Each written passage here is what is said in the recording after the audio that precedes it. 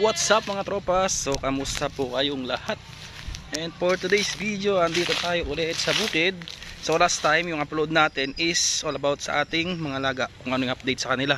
And ngayon, ipapakita ko kung ano yung improvement sa mga katawan nila. Kasi nga, yung last upload natin is 2 weeks ago yun. So ngayon, yung mga bower lines natin is nasanay na siyang maipastol. Bali dito sa likod ng bahay, yung ibang kambing natin nandun sa kabila. So guys, ito yung anak ng ating native. Ito yung upgraded. Anak ni Tenga pa din yan. Tapos itong mga to is buntis. Ito laki rin ng improvement sa katawan, no? Bilog na bilog. Ayan, kita nyo naman. Oh, bilog na bilog. Laki ng tiyan. Tapos yung isa nandun sa dulo. So yung iba pa nating alaga nandun nga sa dating manukan. Doon sila nakapastol. Tapos yung iba nilipat dito kasi yung damo ron is paubos na. So kailangan talaga niro-rotate natin sila. Nililipat-lipat natin ng pastulan kasi nga ang mangyari doon, magkakaroon sila ng worms or parasite sa katawan pag lagi silang nasa isang pastulan. So itong mga to is malapit ng bumuga. Gaya itong inahin na to. Laki ng tiyan, no? Iuwi na siya kasi hapon na. Ayan. Laki ng tiyan, no?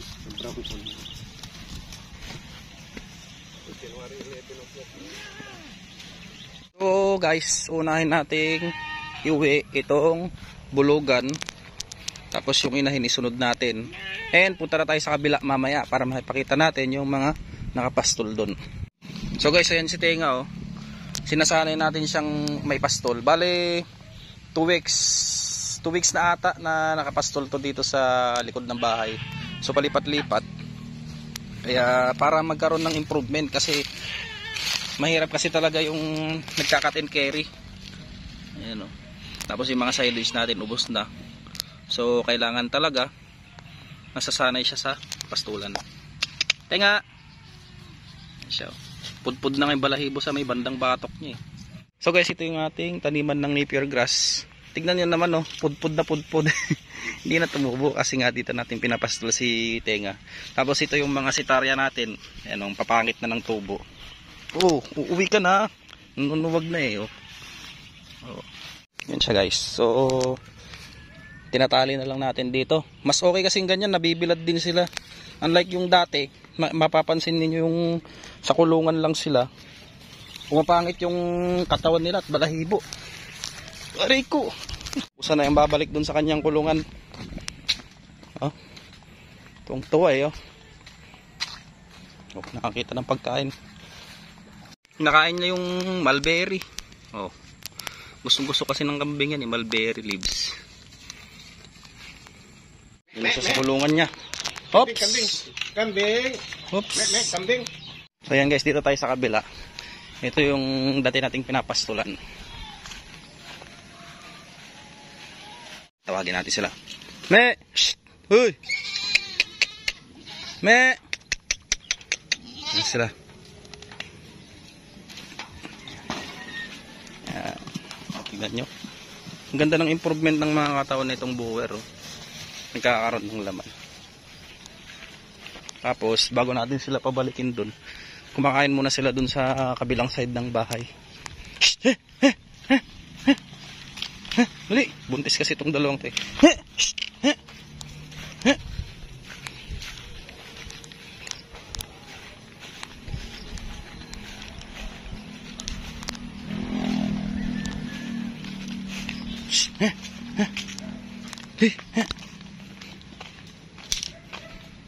Minsan sama-sama silang lahat. Kaya mas magandang tignan sa anak, kaso yung iba pinastol na sa kabila.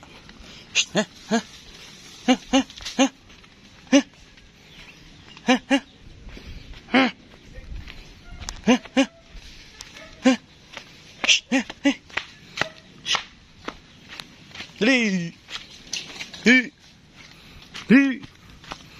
Tumakbo na.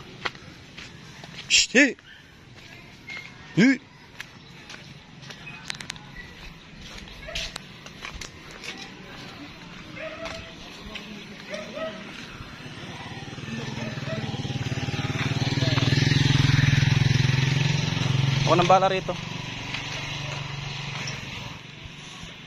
Favorite nilang grass. Doon sila naglalagay sa gitna eh. Sa part. Doon sa part na yun.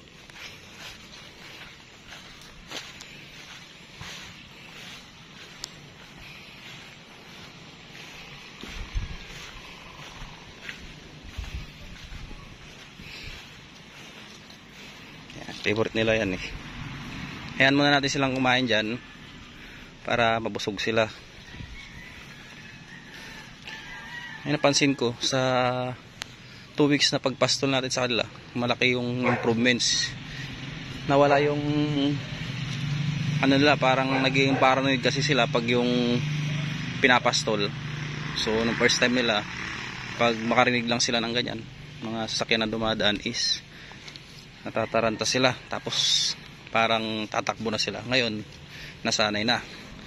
And pangalawa, pansin natin yung dating buntis kasi maliit pa yung udder nito. After 2 weeks, ganyan na oh. Nagkaroon ng laman yung udder niya kasi buntis nga siya. So dito sa grazing area, nakakain nila yung gusto nilang damo. Gaya nito oh.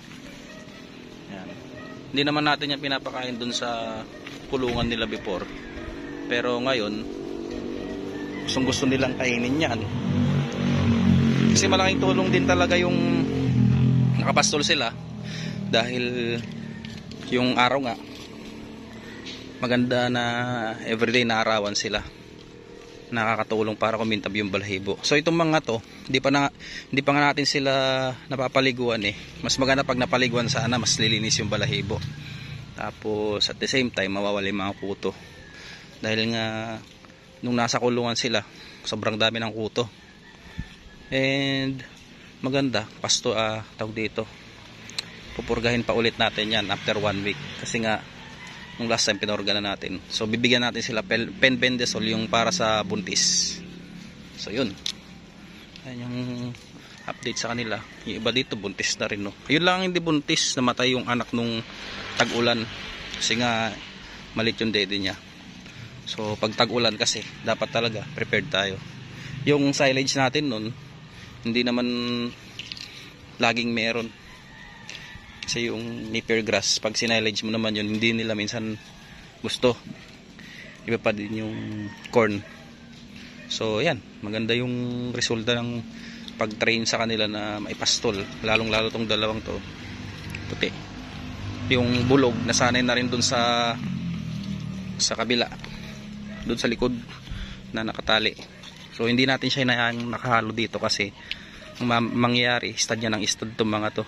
Tsaka malaki siya eh. Mahirap siyang bitbitin sa kabilang bahay. Pero ang dami. Pag nanganak to, sana Tagalawa.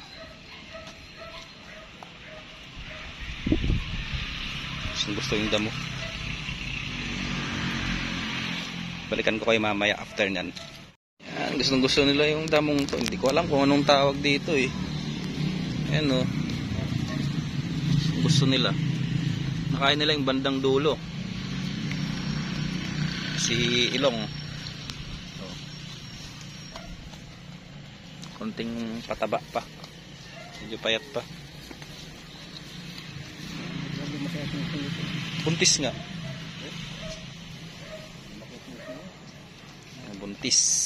Buntis na inahin. Gusto nila oh. Isa-isa lang naman. Oo. Matakaw din lang ko yung tubig na may puno.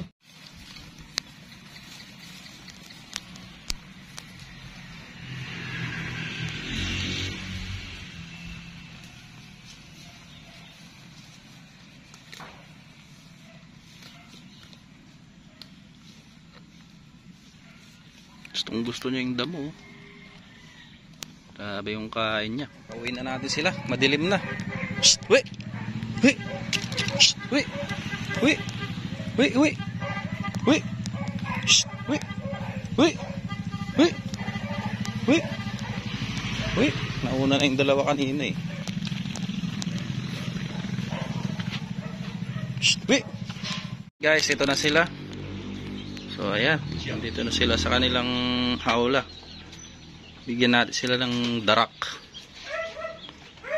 So ayan, habang andito sila sa loob, ito yung sinasabi natin na darak with molasses tapos tubig.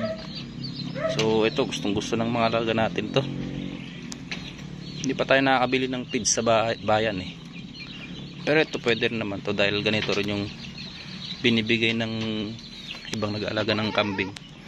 So syempre sasanayin mo lang din. Ayan, tapos lagay natin dito sa kainan nila. Wait lang, nag-aagawan. Wait lang.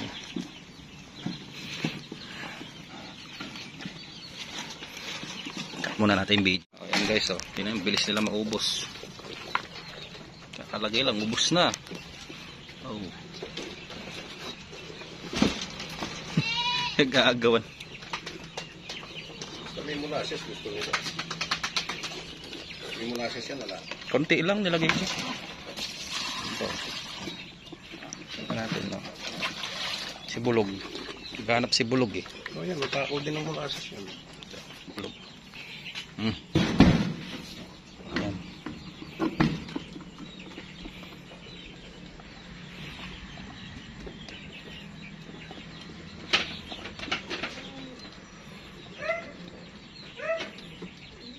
Busin niya yan. Oh. Doon, mayroon doon. Tapal mo. Lalaki na ng tiyan, oh. Matako ng molasses yan. Si Miklik at saka yung dalawang puti. May busda. Masi konting darak na lang. Oh, ayan, no. Simot na simot ang darak with molasses. Busog na busog na. Sila. Okay. Okay na okay. Tsaka ang kagandahan sa ganito guys, yung pinapastol nyo. Hindi na kayo mamumroblema sa cut and carry. Kasi ang hirap ng cut and carry, di ba? Ang tagal nating ginagawa yon. Tapos nang mapatay yung nipir sa likod, ngayon, pinapastol na lang natin. Kasi pag yung may manggan kayo, yung mga nipir, okay naman. Kasi yung cut and carry kasi mahirap lalo pag matatanda yung... Minsan wala ako dito, sa airpot ko ang nanguha ng pagkain or yung kumpay, medyo mahirap. Kaya okay na yung nasanay natin sila sa pastulan. So yung last upload natin 2 weeks ago yun. Ito yung araw na pinakita natin kung ano yung resulta. So okay naman, maganda naman. Bali ang cut and carry gagawin na lang natin siguro pag yung mga rainy season. Kasi yun yung times na talagang mahirap ang magpastol. So yan lang muna ang ating video for today guys. At syempre shoutout sa ating mga viewers dyan. Merry Christmas sa inyong lahat. Sa mga hindi pa nakapag-subscribe dito sa ating YouTube channel, please subscribe po kayo para updated kayo sa ating mga next YouTube uploads. Tapos sa mga nag-aalaga dyan, meron pa tayo ditong mga available na mapangbenta naman. Mga bulog lang. So sa inahin, pwede naman tayo magbenta pero siguro isa-dalawa lang. Itong mga buwer, titira natin itong mga to kasi ito yung mga breeds na gusto nating paramihin. Mga meat type. So hanggang sa muli. See you next time guys. Bye bye.